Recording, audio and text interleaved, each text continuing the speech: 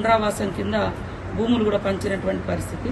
గత ప్రభుత్వము ఎవరైతే అంటే అమ్మిపోయినరో మళ్ళీ వాళ్ళ పేర్ల మీదనే పట్టాలు ఇవ్వడంతో ఆ వ్యక్తులు కూడా ఈ భూములు మాయే అని చెంచులో పంచినటువంటి భూముల మీదకి కూడా వచ్చి దౌర్జన్యాలు చేస్తున్నారనేటువంటి విషయాన్ని కూడా మేము ఇక్కడ తెలుసుకోవడం జరిగింది.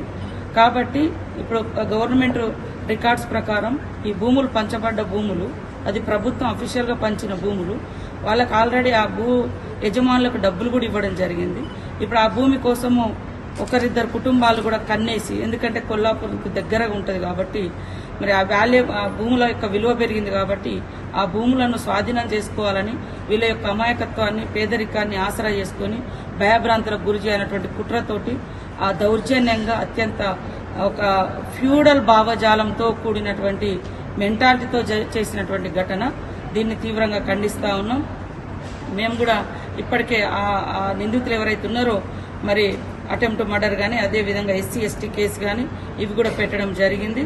వారికి వచ్చేటువంటి లబ్ధి కూడా సంపూర్ణంగా ఇప్పటికే ఒక 4 లక్షలు కూడా ప్రకటించడం జరిగింది. తర్వాత ఐటీడీఏపీఓ నుంచి ఒక 25,000, మరి ఉమెన్ అండ్ చైల్డ్ నుంచి ఒక 25,000 తాత్కాలికంగా ఇవ్వడం జరిగింది.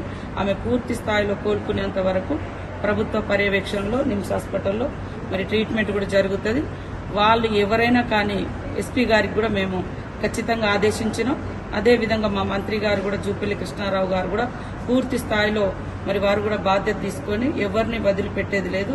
ఇలాంటి దుర్మార్గాలు ఈ సమాజంలో మళ్లీ జరగకూడదనేదే మేము భావిస్తా ఉన్నాం.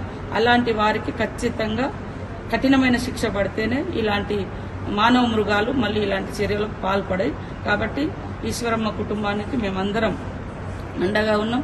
సీఎం గారు కూడా వారి యొక్క సానుభూతిని కూడా తెలియజేయడం జరిగింది. మేము గత కొంతకాలంగా 5-6 రోజుల నుంచి అందుబాటులో లేకపోవడంతో కొంత లేట్ అవ్వడం జరిగింది. ఏది ఏమైనా పోలీస్ అధికారులకు ఇలాంటి దుర్మార్గులను శిక్షించడంలో పూర్తి స్థాయిలో స్వేచ్ఛ ఉంటుందని కూడా ఈ సందర్భంగా తెలియజేస్తాను. For more videos like this, subscribe Big TV channel.